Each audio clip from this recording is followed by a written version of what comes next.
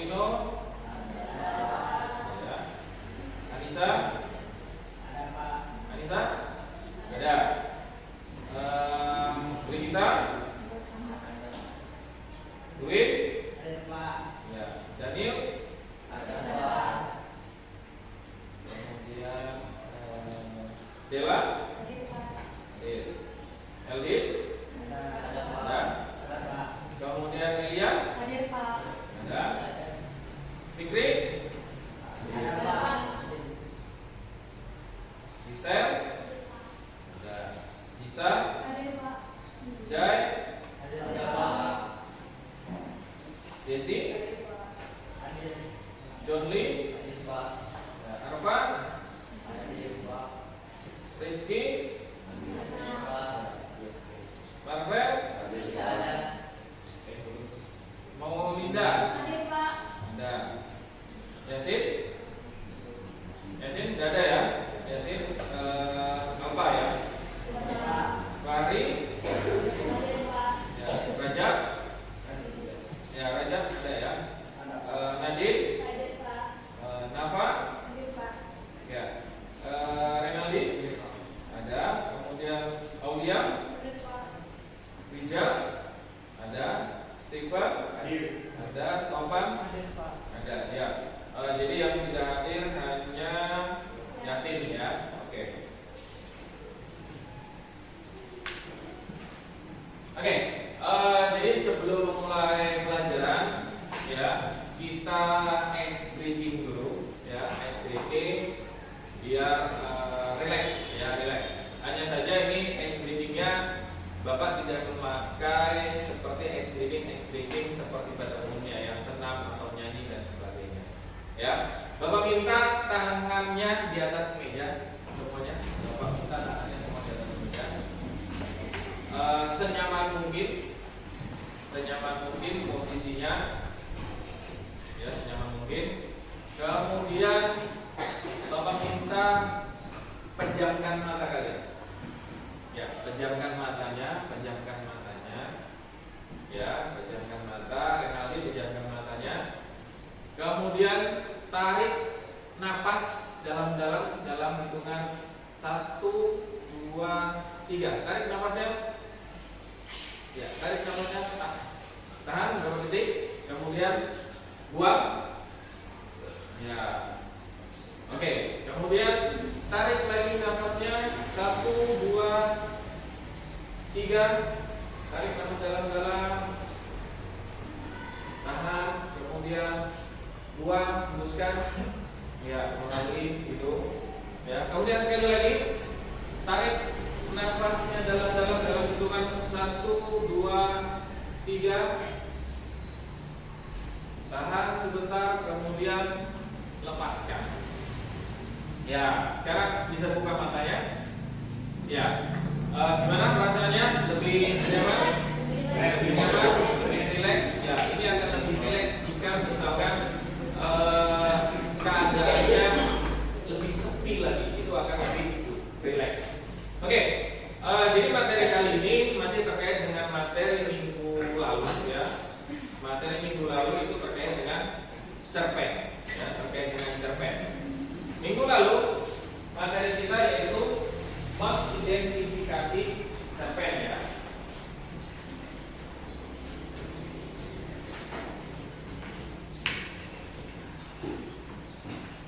Mengidentifikasi cerpen. Jadi masih terkait dengan cerpen. Jadi materi kali ini kita juga masih ada kaitannya dengan cerpen.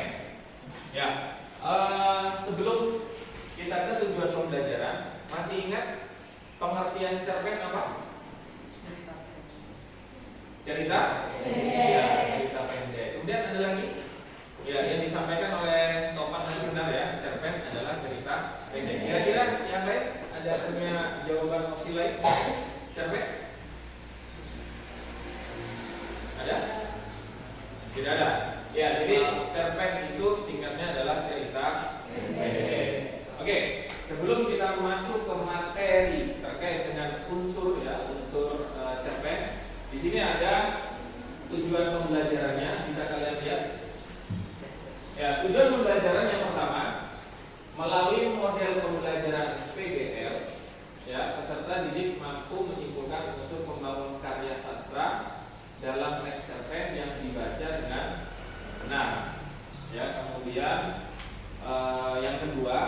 peserta didik menemukan bukti dukung unsur pembangun karya sastra dalam teks cerpen yang dibaca dengan tepat. Jadi materi kali ini yaitu unsur cerpen. Unsur cerpen. Yang pertama, ya, terkait dengan tujuan pembelajaran yaitu peserta didik mampu menyimpulkan unsur pembangun karya sastra. Nah, nanti Bapak jelaskan lebih detailnya nanti ya. Kemudian yang kedua, kalian bisa mencari bukti dukung dari cerpen yang nanti akan kalian baca, ya. Oke, sekarang kita masuk ke materinya ya. Nah, ini pengertian cerpen. Tadi apa yang disampaikan oleh Topan tadi sangat tepat sekali. Jadi cerpen adalah cerita pendek, ya, singkatan dari cerita pendek. Tapi berdasarkan KBBI, kemudian menurut tokoh JS Badudu dan menurut HB Yasin, ini ada beberapa pengertian, ya. Yang pertama berdasarkan KBBI. Ada yang tahu KBBI itu apa? Kamus Besar Bahasa Indonesia. Ya, benar. Kamus Besar Bahasa Indonesia. Cerpen merupakan cerita pendek yang berisi tentang kisah cerita yang berisi tidak lebih dari 10.000 kata. Berarti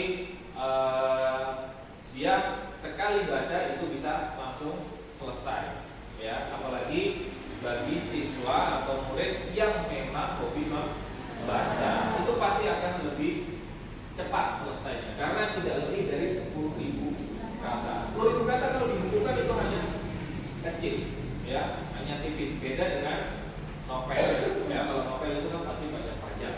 Kemudian yang kedua, menurut JS Badudu, cerpen adalah cerita pendek yang berfokus dan berkonsentrasi pada satu peristiwa kejadian.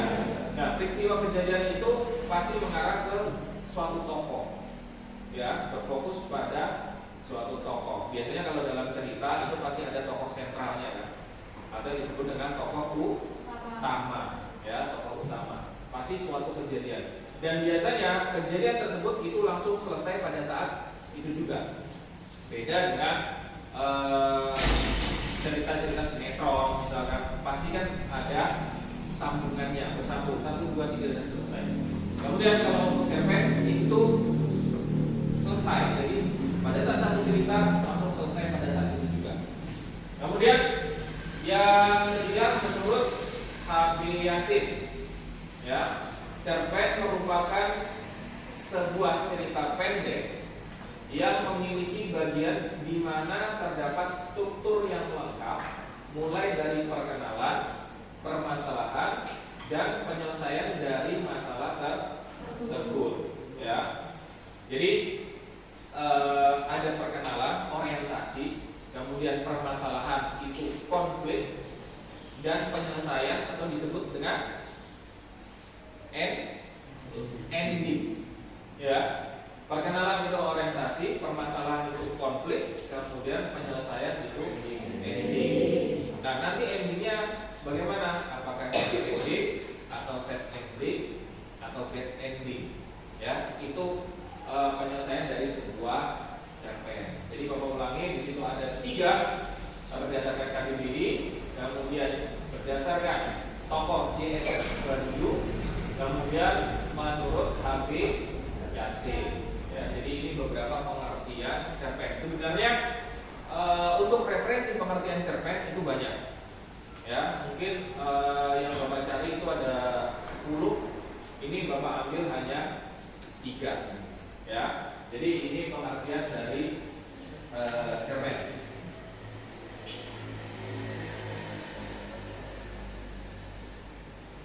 Nah, fokus kita di pembelajaran kali ini adalah di sini, di unsur-unsur cerita pendek. Ya, ini kemarin yang pertama identifikasi, ini yang kedua unsur cerpen. Nanti yang ketiga ada sendiri. Ya, yang ketiga itu pertemuan berikutnya. Nah, untuk unsur yang pertama itu unsur intrinsik. Apa itu unsur intrinsik?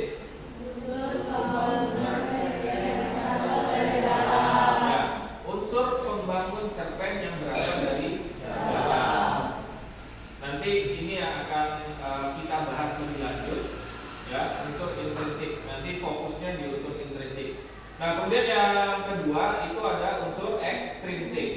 Apa itu unsur ekstrinsik? Unsur pembangunan cerpen yang berasal dari luar. Ya, unsur pembangun cerpen yang berasal dari luar. Jelas di sini perbedaannya ya. In itu dalam, X itu luar. Sama seperti kalau misalkan impor dan ekspor. Kalau impor kan kita mengambil barang dari luar atau membeli barang dari luar. Kalau ekspor kita menjual barang ke luar, ya, luar negeri. Begitu juga dengan cerpen. Ada unsur intrinsik, jadi unsur yang berasal dari dalam. Ya, dari dalam itu maksudnya dari bukunya, dari buku itu apa-apa saja, dari ceritanya apa-apa saja. Nah, kemudian unsur ekstrinsik, unsur pembangun cerpen yang berasal dari luar. Oke, ini Bapak kasih contoh. Di sini Bapak ada buku cerpen. Nah, kalau untuk unsur intrinsik itu ada tokoh, tema, latar, watak tokoh dan sebagainya yang berasal dari cerita. Nah, kalau unsur ekstrinsik, nah ini yang Bapak maksud. Unsur ekstrinsik itu ini nama penerbit Erlangga Forkis. Jadi yang bukan berasal dari cerita ya, itu unsur ekstrinsik. Ini nama penerbit, kemudian biasanya ada nama penulis ini sebenarnya. Kalau ini tidak ada nama penulisnya. Nah, tidak ada. Ini tidak ada nama penulisnya. Nah, ini di belakang ini ada beberapa unsur ekstrinsik. Ada editornya. Nama editornya ini Widya Ayuningro, Windrati Sari. Kemudian ada ilustratornya Pamela Suryajaya. Kemudian ada tim setting sama layoutnya, ada tim EFK. Nah, kemudian diterbitkan pertama kali oleh Erlangga Forkis. Kemudian ada juga hak ciptanya, ya, diterbitkan tahun 2014. Nah, itu yang dimaksud dengan unsur ekstrinsik. Jadi unsur yang berasal dari luar cerita. Kalau ekstrinsik itu dari dalam. Nah, nanti kita fokusnya itu ke unsur ekstrinsik ya. Kita fokusnya ke unsur ekstrinsik. Nah, ini unsur ekstrinsik. Ada 5 unsur ekstrinsik. Yang pertama tema, ya. Yang pertama tema. Tema adalah ide dasar dari sebuah cerita. Jadi yang namanya cerita itu pasti ada temanya. Entah itu temanya misalkan kisah percintaan, temanya tentang alam, temanya tentang politik, temanya tentang olahraga, temanya tentang pertemanan. Apapun itu, sebuah cerita pasti memiliki tema. Ya, apakah tema sama dengan judul? Tidak. Apakah tema sama dengan judul? Beda. Ya, tema dengan judul sangat berbeda. Judul itu bisa diadopsi dari tema. Ya, jadi dari satu tema bisa kita kembangkan menjadi beberapa judul. Ya, misalkan judulnya pertemanan. Temanya itu pertemanan. Judulnya bisa kita ambil persahabatan antara Dita dan Bella. Misalkan. Itu bisa kita ambil judulnya seperti itu. Atau misalkan kita ambil lagi judulnya pertengkaran antara Renaldi dan Jodli, misalkan. Tetap temanya sama, ya. Tapi kita bisa membuat beberapa judul dari satu tema. Oke, kemudian alur atau plot atau jalan cerita, ya. Alur itu sama dengan jalan cerita. Alur atau plot merupakan urutan peristiwa atau jalan cerita pada sebuah cerpen. Nah, tadi yang disampaikan oleh Habib Yasin itu cerita dari awal perkenalan, kemudian permasalahan, kemudian sampai penyelesaian, orientasi, komplikasi dan ending. Nah, ini itu ada di tahap nomor 2, alur atau plot atau jalan cerita. Jadi permasalahan yang ada di dalam cerita itu diawali dari perkenalan. Perkenalan itu perkenalan pokok, ya. Biasanya di dalam cerita itu kan ada pada sebuah, ya, zaman dahulu hiduplah seorang raja bernama King Stephen, ya, yang memiliki sifat arif bijaksana dan sebagainya. Jadi itu yang dimaksud dengan tahap perkenalan. Nah, kemudian masuk ke tahap kedua, yaitu tahap konflik. Biasanya dalam sebuah cerita, kalau tidak ada konflik itu tidak seru. Seru nggak? Kalau dalam sebuah cerita tidak ada konflik, ya kurang ada bumbu-bumbunya. Ya, jadi dalam sebuah cerita, baik apapun itu, baik cerpen, novel, bahkan kehidupan kalian pun pasti ada konflik. Ada nggak konflik? Sampai sekarang banyak. Ya, itu termasuk apa ya? Termasuk penghias lah, ya, penghias. Kalau sebuah cerita tidak ada konflik itu nggak seru, ya. Nah, biasanya konflik itu terjadi antara tokoh yang satu dengan tokoh yang lain. Ada tokoh antagonis dan ada tokoh protagonis. Itu biasanya yang menjadikan konflik dalam sebuah cerita. Dua tokoh. Nah, kemudian untuk alur itu ada dibagi menjadi 3. Alur maju, kemudian alur mundur, dan alur campuran. Alur maju itu ceritanya maju. Ya, alur maju ceritanya maju diawali dari perkenalan, konflik, ending. Jadi dia sesuai dengan urutan cerita. Alur maju. Kemudian alur mundur. Alur mundur itu biasanya di awal dia menampilkan cerita, kemudian tiba-tiba flashback ke belakang, mundur ke belakang. Pernah nonton film yang seperti itu? Nah, dia itu menggunakan alur mundur. Nah, nanti endingnya itu di maju, ya.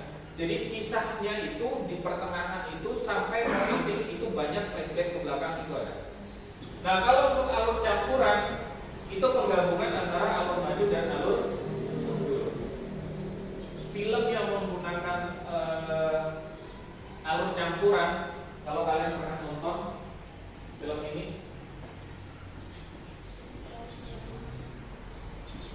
pernah nonton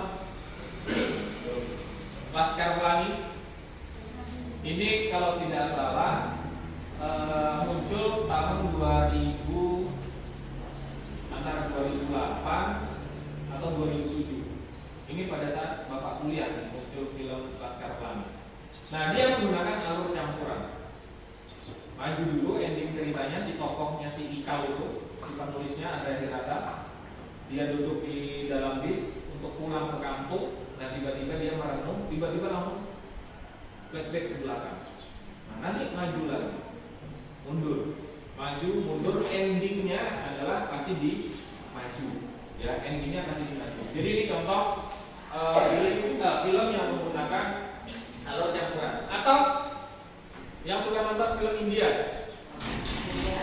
nah, ada film namanya atau judulnya Three Idiot, 3 idiot. Ini juga dia menggunakan alur campuran. Kalau ini bukan idiot, ya, bukan idiot, ini hanya istilah saja. Sebenarnya 3 pemeran 3 ini pintar-pintar semua. Bahkan ada salah satu itu penemu, ya, penemu, pencipta alat-alat dan sebagainya. Tapi dia diistilahkan dengan idiot. Padahal sebenarnya itu pintar. Itu film India yang pemerannya itu si bukan Salman Khan, bukan lupa, ya, coba lupa. Tapi intinya itu Three Idiot. Kemudian alur yang unsur yang ketiga, latar atau setting, merupakan penjelasan mengenai latar tempat, waktu, dan suasana yang terjadi dalam cerpen. Ya, jadi latar tempat, jadi dibagi menjadi 3, tempat, ya, waktu, dan suasana. Tempat terkait dengan tempat yang didatangi oleh tokoh atau yang ada disebutkan di dalam cerpen. Misalkan pada suatu hari ya di dalam hutan ada terjadi pertengkaran antara tokoh A dan tokoh B. Nah itu berarti tempatnya di hutan. Kemudian terkait dengan tempat lagi, sekolah, pasar, dan beberapa tempat-tempat yang ada di dalam cerpen. Jadi itu merupakan latar tempat. Kemudian yang kedua latar waktu. Waktu terjadinya peristiwa yang terkait dengan si tokoh. Tadi Bapak ada sempat menunjukkan pada zaman dahulu hiduplah seorang raja ya, raja. Nah, unsur waktunya adalah pada zaman dahulu. Kemudian apa lagi yang terkait dengan waktu? Jam, pagi, siang, sore, malam. Kemudian pukul 1, pukul 2, 3 dan sebagainya itu masih terkait dengan waktu ya. Kemudian suasana yang terjadi dalam cerpen. Suasana ini adalah suasana yang dialami oleh tokoh. Suasana yang dialami tokoh ini misalkan dia sedih, dia senang, gembira, marah, emosi. Kemudian suasana yang dibangun misalkan dalam keadaan mencekam, keadaan apalagi khawatir. Itu suasana yang ada di dalam cerita yang terkait dengan tokoh ya. Jadi itu ada latar tempat, ada latar waktu dan latar suasana. Oke, kemudian yang keempat tokoh dan watak. Nah ini yang pemeran pemeran utamanya dalam sebuah cerita. Karena dalam sebuah cerita kalau tidak ada tokohnya, siapa yang akan diceritakan? Ya kan? Bahasanya seperti itu.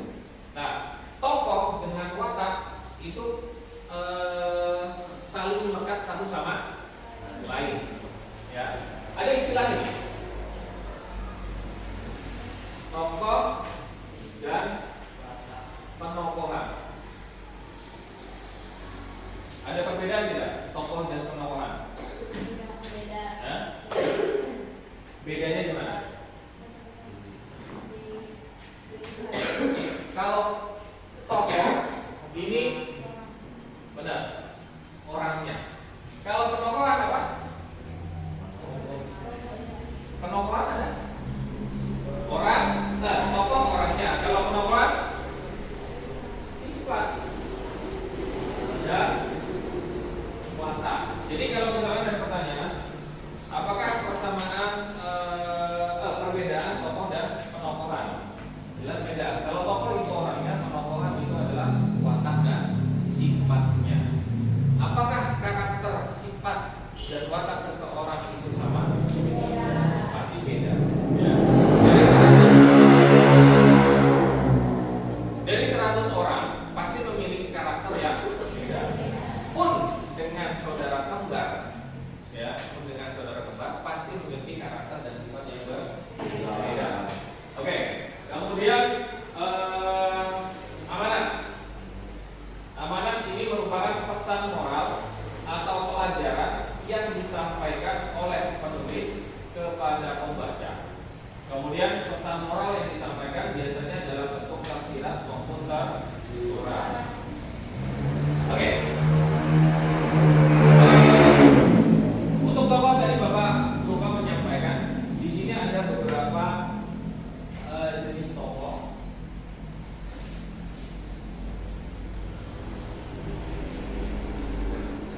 Beberapa jenis tokoh berdasarkan sifatnya. Yang pertama ada antagonis.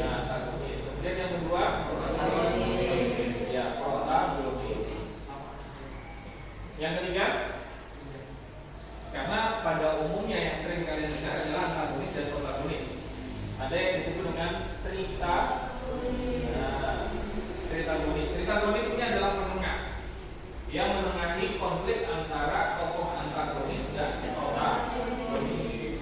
Pasti juga kalian berpikiran, antagonis ini yang jahat, ya kan? Karena antagonis itu identik dengan tokoh yang jahat, atau dia suka mengganggu tokoh yang protagonis. Nah, protagonis adalah tokoh yang baik,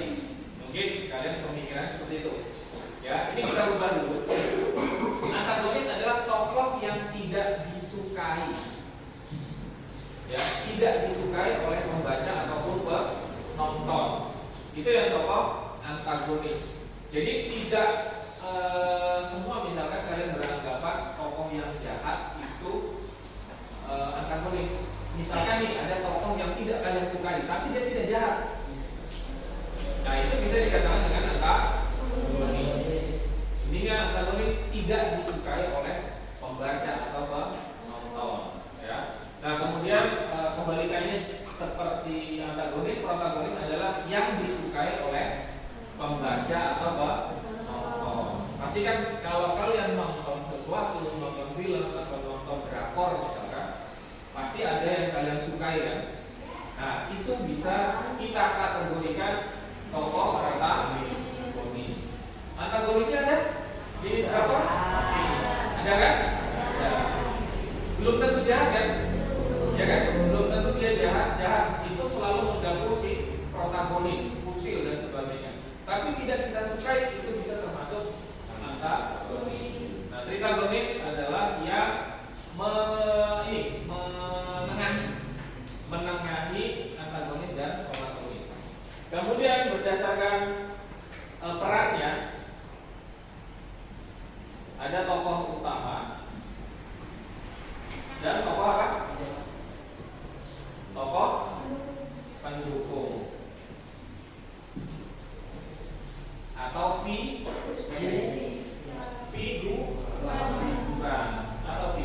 Jadi tokoh utama ini tokoh yang selalu muncul dalam cerita. Kalau tokoh pendukung atau figuran ini adalah tokoh yang hanya beberapa kali muncul dalam sebuah cerita. Ya. Kalau tokoh utama ini pasti muncul dalam setiap segmen, itu pasti muncul tokoh utamanya. Nah kalau tokoh pendukung atau figuran bisa jadi sekali atau dua kali itu muncul dalam sebuah cerita. Bahkan ada yang hanya tokoh pelengkap itu ada. Misalkan dalam sebuah kafe atau restoran, tokoh utamanya di shoot itu dari depan jelas ada 3 orang. Nah yang di belakang itu kan ada kan? Tidak mungkin kafe atau rumah makan itu cuma tokohnya itu saja yang ada kan? Pasti ada tokoh pelengkap yang di belakangnya, waitersnya, yang antar makanan. Nah itu yang hanya sebagai pelengkap, ya, bukan pelengkap cerita ya, tapi pelengkap agar real. Jadi kan tidak mungkin dalam sebuah restoran itu kosong, sepi. Jadi makanya ada tokoh pelengkap, ya. Jadi ada tokoh utama dan tokoh pendukung. Kemudian amanat tadi pesan atau pelajaran yang bisa disampaikan atau yang dapat disampaikan oleh penulis. Intinya pesan itu pesan yang positif. Jadi tidak mungkin seorang penulis itu menyampaikan pesan itu kepada pembaca atau penonton pesan yang negatif. Dan di sini ada tulisan bentuk tersirat dan tersurat. Bedanya di mana? Kalau tersirat maupun tersurat. Tersurat itu sudah ditulis oleh penulisnya, pesannya di dalam buku tersebut. Itu yang tersurat. Kalau tersirat itu kita menyimpulkan sendiri pesan yang disampaikan oleh penulis. Bisa dibedakan di sini ya. Tersirat dengan tersurat. Kalau tersurat itu pesannya sudah ditulis, sudah ada di dalam cerita. Biasanya di ending atau di akhir tulisan. Dia tulis pesannya. Pesan moral dari cerita ini adalah bla bla bla bla bla. Nah, kalau tersirat itu kita simpulkan sendiri. Oh, ini pesannya. Oh, ini pelajaran yang bisa diambil dari cerita tersebut. Ya.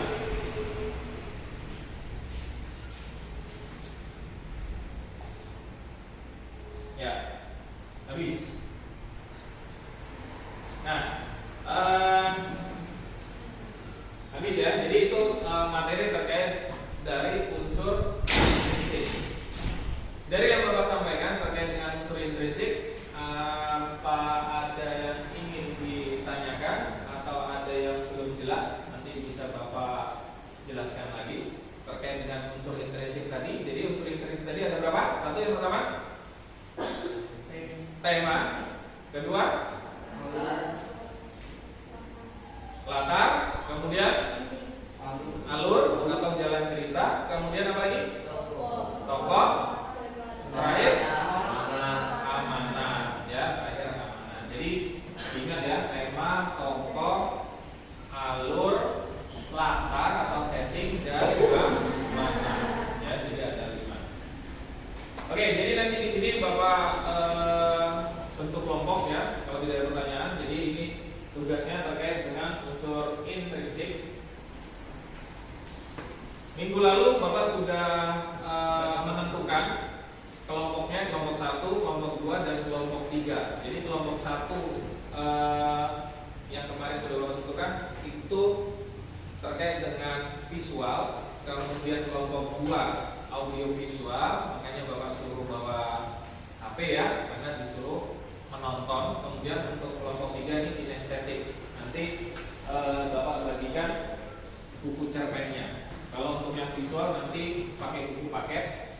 Kemudian yang visual, audio visual pakai HP, dan kinestetik pakai buku paket. Ya. Oke, untuk soal ini sebutkan unsur-unsur intrinsik yang ada pada cerita tersebut beserta bukti dukungnya. Oke ya. Untuk kelompok 1 bisa dibuka buku paketnya halaman 53 sampai halaman 60 yang judulnya pohon ramah ya. Nah, untuk yang kelompok audio visual ini Bapak bagikan HP-nya.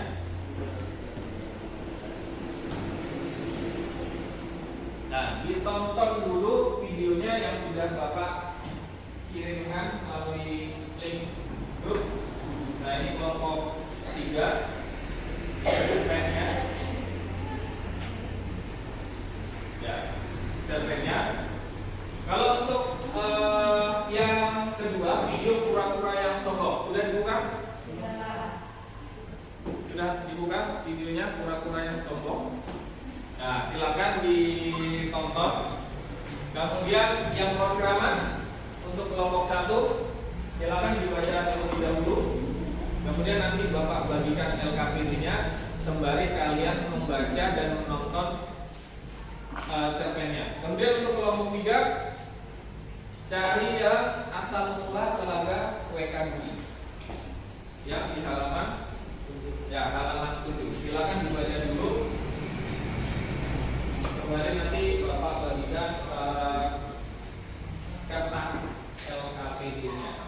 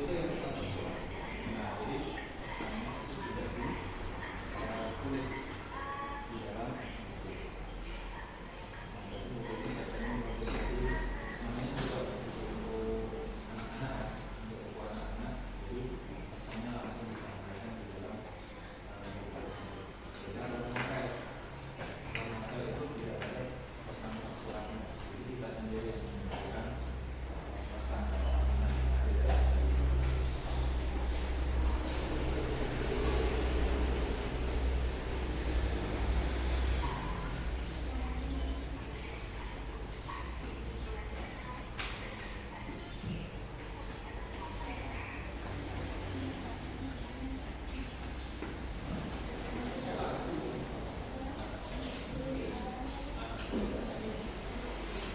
seperti itu.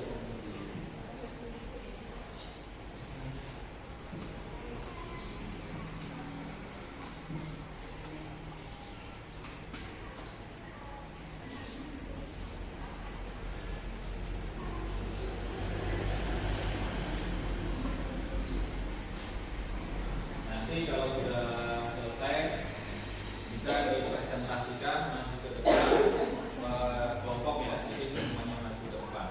Jadi nanti kelompok satu membacakan teksnya, tapi nanti 4 menit lagi, ya 4 menit lagi sudah selesai. Nanti kelompok satu maju, nanti kelompok 2 yang bertanya, kemudian kelompok 2 yang maju, nanti kelompok satu yang bertanya atau terserah bagaimana ya. Nanti kelompok 3 maju, nanti kelompok yang lain yang menanyakan. Ya, penting selesaikan dulu terkait dengan unsur intrinsik yang ada di kelompok 1 pohon keramat, kemudian kelompok 2 video kura-kura yang sombong, kemudian yang ketiga asal mula telaga WK Budi. Ya.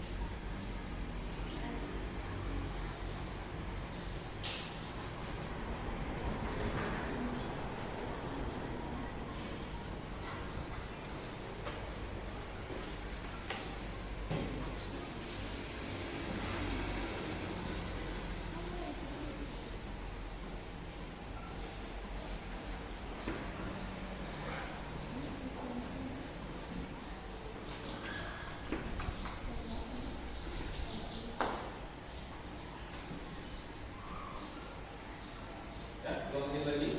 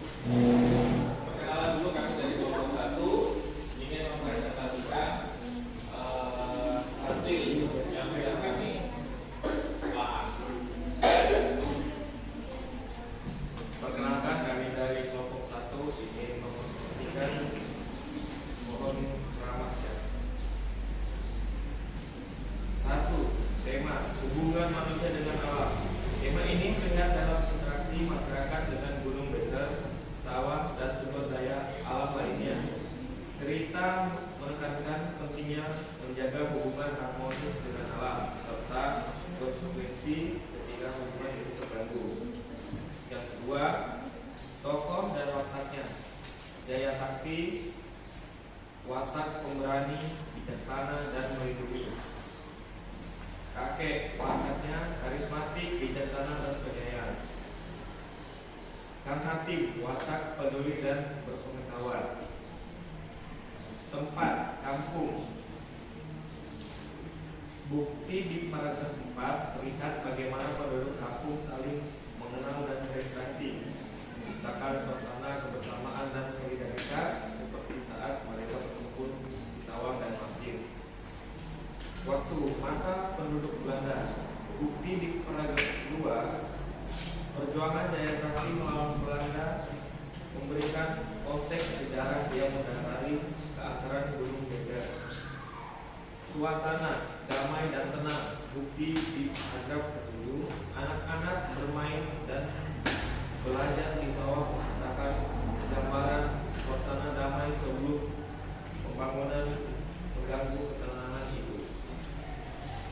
Alur maju. Cerita dimulai dengan pengenalan tentang kampung dan Gunung Geser, kemudian mengisahkan pengalaman tokoh utama dari masa kecil hingga remaja. Peristiwa-peristiwa disajikan secara berurutan melalui dari kediaman kampung, pengalaman bersama kakek, hingga munculnya pembangunan yang mengganggu tradisi. Amanah, menghormati alam. Cerita ini menekankan pentingnya menghargai dan merawat alam, termasuk pohon-pohon yang dianggap keramat. Kerusakan terhadap alam dapat membawa konsekuensi negatif bagi manusia. Ya, mungkin itu saja presentasi dari kelompok kami, kelompok 1. Ya, itu yang sudah ditampilkan untuk kelompok 1. Apakah kelompok lain ada yang ingin bertanya terkait dengan presentasi? Ya, silakan kelompok 3.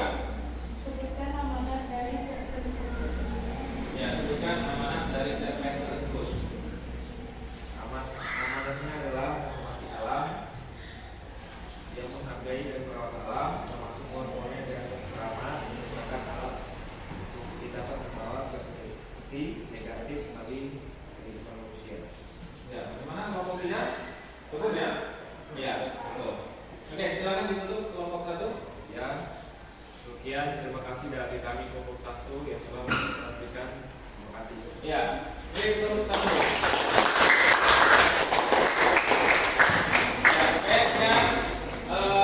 Unsur inspiratif yang ada di buku paket yang judulnya pohon keramat. Sekarang kelompok 2 silakan maju mempresentasikan hasil dari menganalisa unsur intrinsik dari video kura-kura yang sombong. Ya.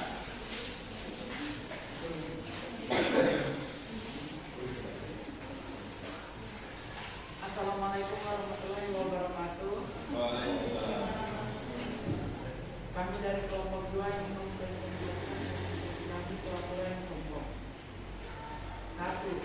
Tema: kesombongan akan membawa derita. 2. Tokoh dan watak: kura-kura tidak bersyukur, tinggal di dalam tempurung yang berarti hanya memperluas jalanku. Aku tidak suka. Sombong: tenang saja, aku akan menggigitnya sekuat tenaga. Merpati: baik hati dan bijaksana. Baiklah, kami akan membantu mewujudkan impianmu. Latar, setting, tempat, danau. Di sebuah danau hiduplah seekor kura-kura yang senang-senang mendatangi langit luas. Waktu siang hari. Alangkah indahnya langit itu, andai aku bisa terbang ke atas sana. Suasana, ketakutan. Tidak. Amanat: tetaplah bersyukur atas apa yang kita miliki dan selalu mendengarkan apa yang disarankan orang lain. Ya, tadi yang disampaikan kelompok 2 tadi beserta bukti dukungnya ya. Beserta bukti dukungnya yang tadi latar tempatnya danau. Kemudian kelompok 2 ada mengatakan di sebuah danau tadi ya. Nah, itu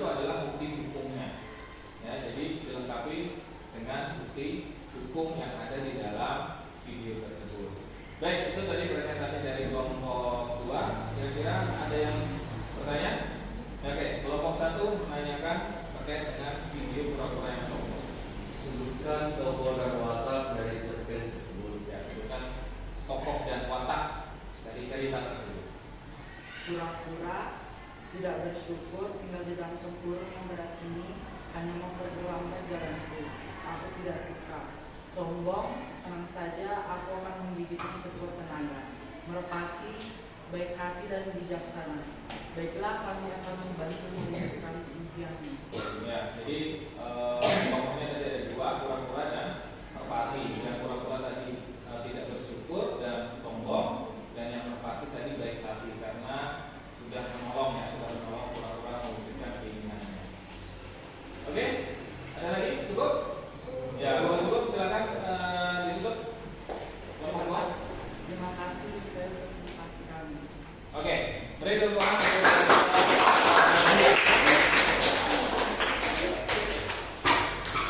Sekarang lanjut untuk kelompok 3. Ayo, perkenalkan.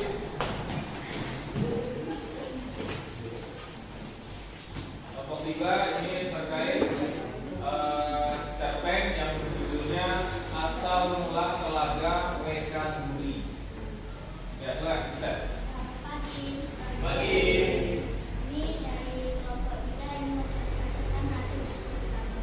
1. Tema Kerusakan alam. Daerah yang indah menjadi porak-poranda dilanda petaka karena kerusakan kesalahan kecil. 2. Toko dan mata. Isolasi. Keras hati.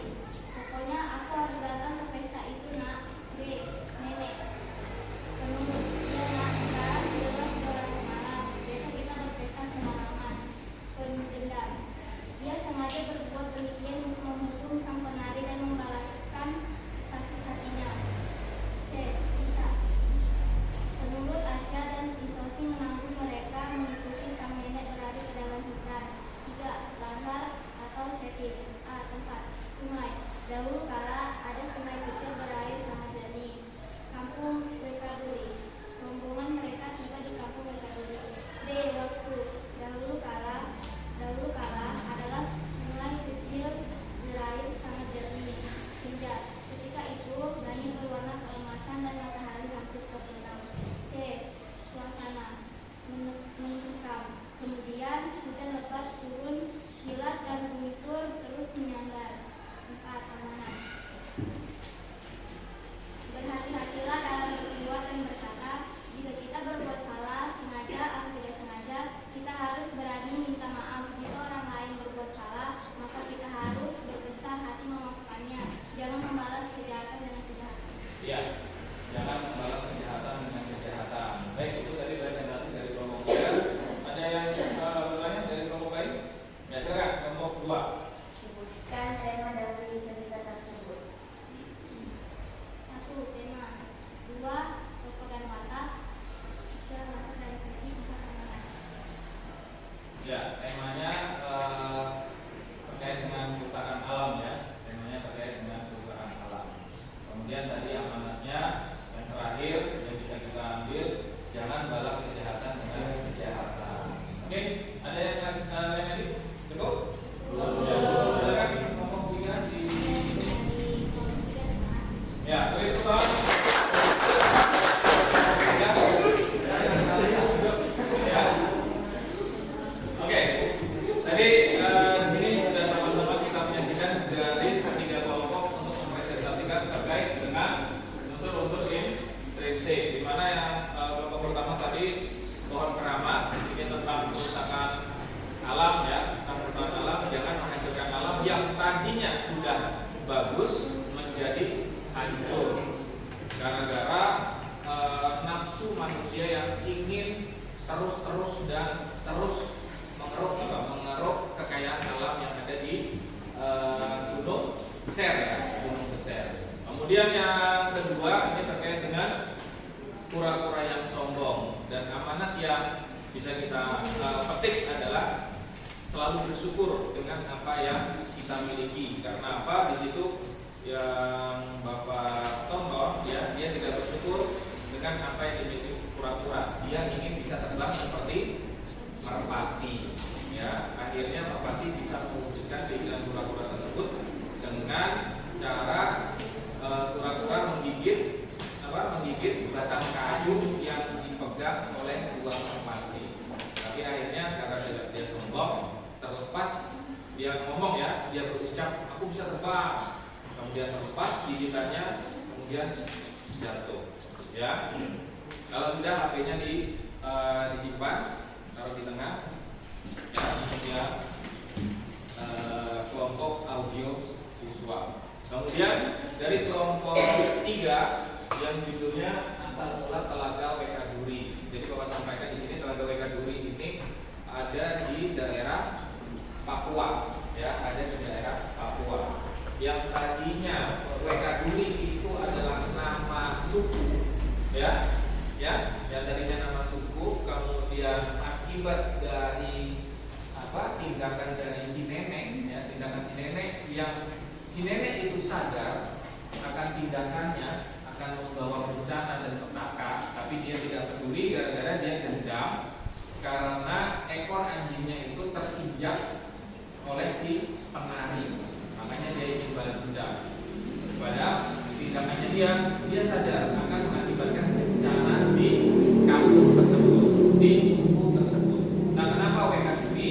Telaga jadi banjir, jadi sukunya daerah aliran sungai itu banjir, makanya diberi nama Telaga WK Duri. Telaga itu kan seperti danau kan? Telaga itu seperti danau, makanya disebut dengan Telaga WK Duri. Nah, jadi amanat tadi yang bisa kita ambil, jangan membalas kejahatan dengan kejahatan, itu sangat tidak dibenarkan. Walaupun kita ya, walaupun kita dijahati, dibully atau ya, dari amanat tersebut kita bisa simpulkan jangan membalas. Karena kalau kita membalas, apa bedanya kita dengan orang tersebut? Berarti kan sama-sama jahat.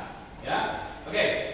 Terkait dari pembahasan yang sudah kita kerjakan, ya, terkait dengan unsur intrinsik dari pohon keramat kelompok 1, kelompok 2 video pura-pura yang sombong, kelompok 3 asal mula Telaga WK Duri. Ini kita bisa ambil pelajaran, ya, kita bisa ambil pelajaran dari apa yang sudah disampaikan. Sampai sini ada yang ditanyakan terkait dengan unsur intrinsik? Ya, kalau untuk unsur ekstrinsiknya itu mungkin kalau untuk kelompok 3 karena Bapak ambil bentuk cerpennya itu ada unsur ekstrinsiknya. Nah, kalau untuk yang pura-pura yang sombong, unsur ekstrinsiknya mungkin si pembuat video, ya, si pembuat video atau youtubernya yang membuat video tersebut. Tapi kalau untuk yang untuk yang pohon keramat ini karena ada di dalam buku paket bahasa Indonesia. Oke, kalau tidak ada yang ditanyakan, kita menuju ke refleksi. Jadi nanti Bapak bagikan post-it, ya, ini post-it. Nanti kalian tulis jawaban dari pertanyaan ini. Apa yang kalian dapatkan pada pelajaran hari ini? Nanti ditempel di sini sesuai dengan kelompoknya 1, 2, 3. Ya. Tulis saja. Ya, ditulis masing-masing.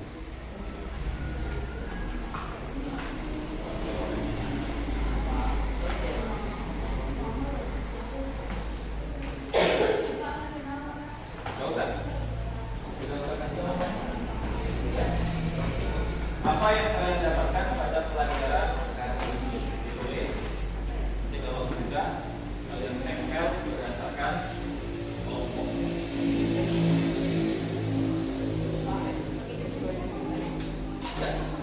Apa yang sudah kalian dapatkan hari ini?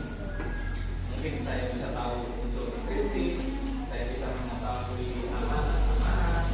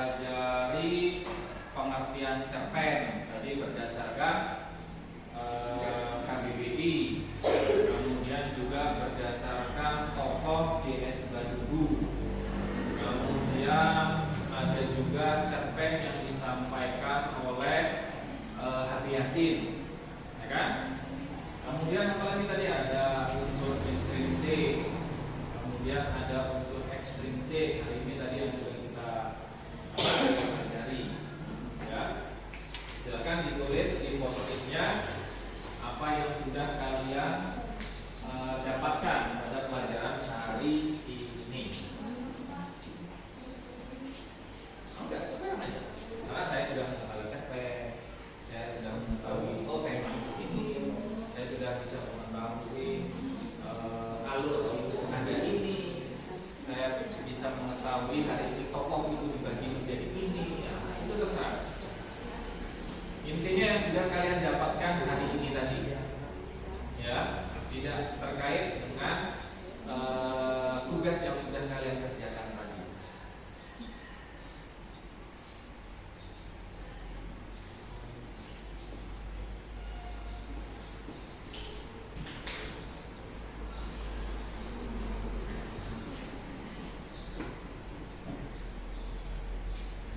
Sudah, kalau sudah bisa ditempelkan. Ya, tempelkan di sini di depan. Ya, sesuai dengan kelompoknya. Kelompok 3 ini kita di sini. 2, 1. Silakan, bisa. Kalau sudah tempelkan saja.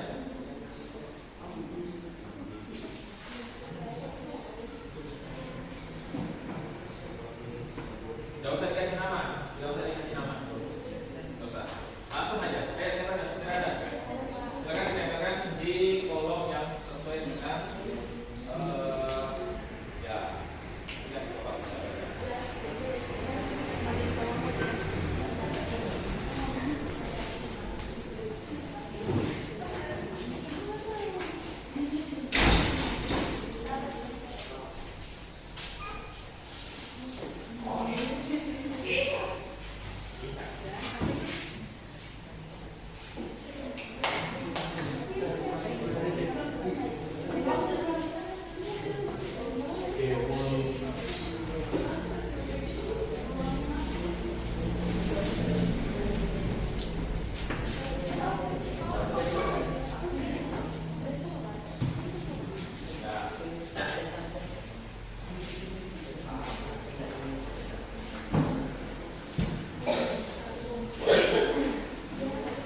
Ada lagi yang belum menempelkan?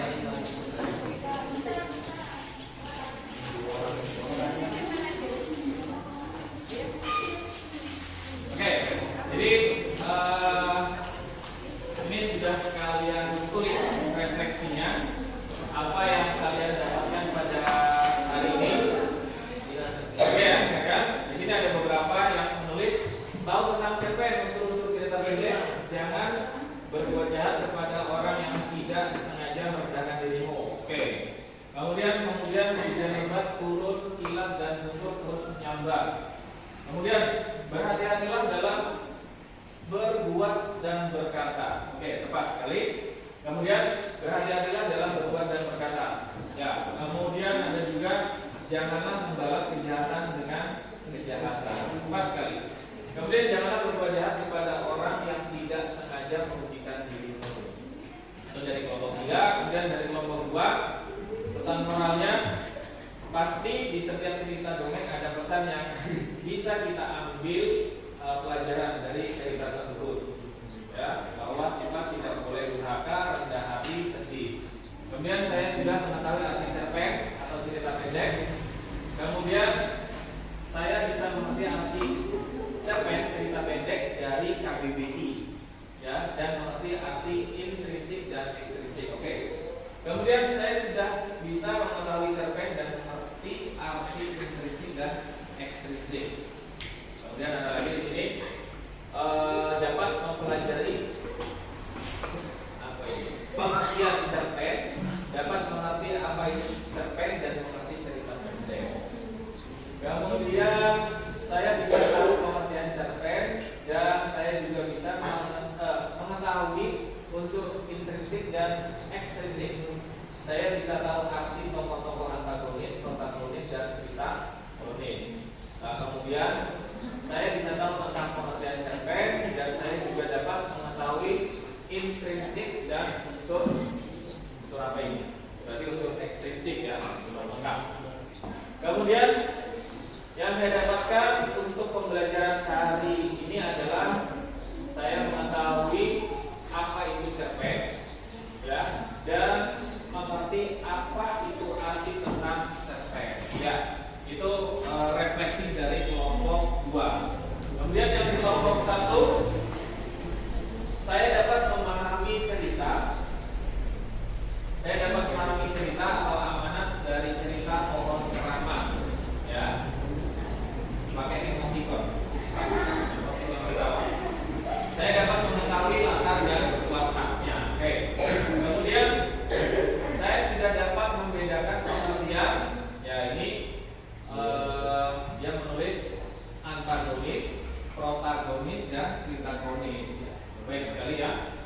Jadi dapat mengetahui pengertian antagonis, protagonis, dan antagonis itu tokohnya.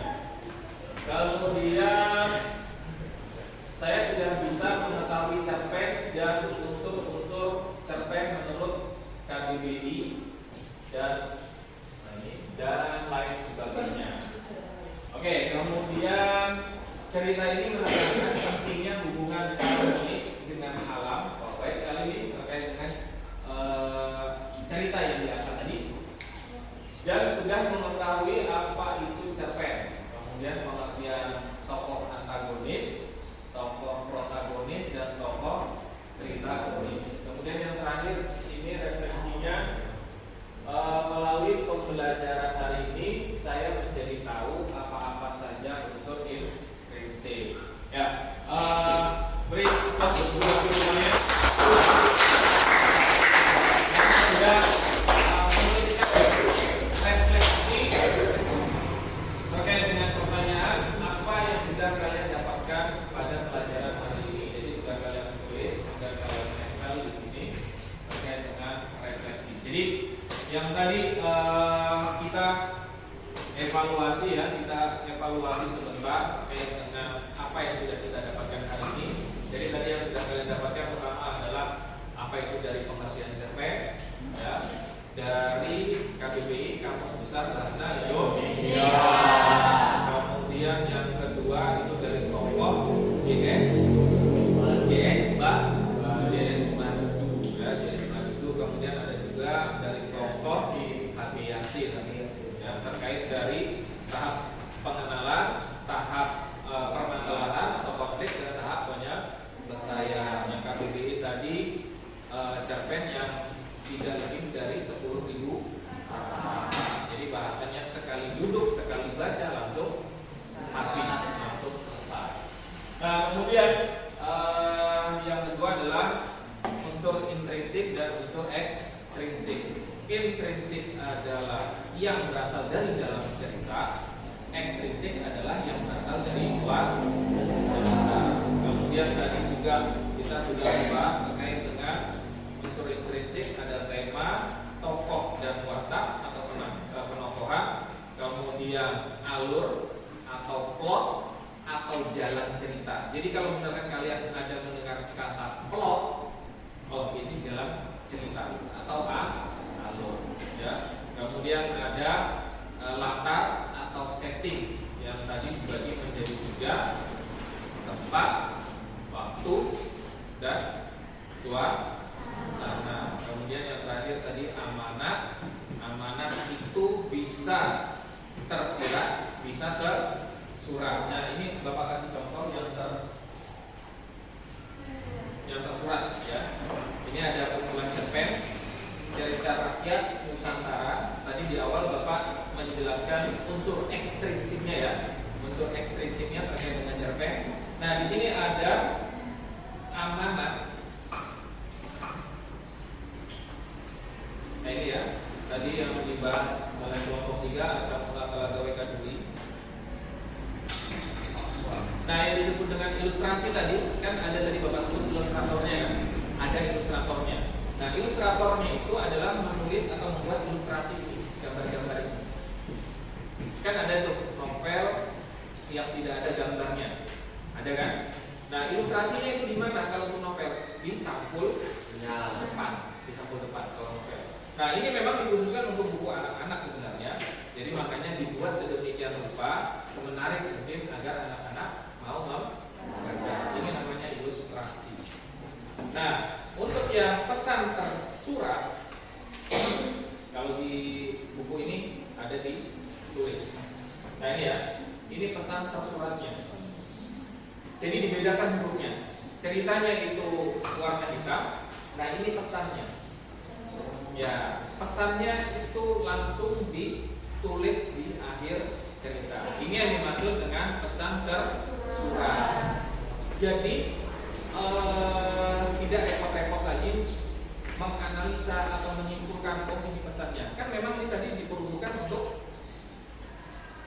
anak-anak, ya. Jadi misalkan anak-anak dibacakan oleh orang tuanya, atau misalkan kalian membacakan dongeng yang seperti ini kepada disebutkan amanatnya. Tanpa repot-repot kalian menyimpulkan amanatnya, ya. Beda kalau novel. Kalau novel itu memang hampir rata-rata tidak ada amanat yang tersurat. Dia pasti tersirat. Oke ya. Jadi itu yang evaluasi yang bisa kita simpulkan. Oke, terkait dengan pelajaran hari ini, alhamdulillah kita bisa mengetahui prinsip dari cerita yang sudah kita lakukan. Kemudian untuk pertemuan minggu depan ini kita akan membahas tentang cerpen masih ya. Oke, dengan cerpen masih struktur teks dan kebahasaan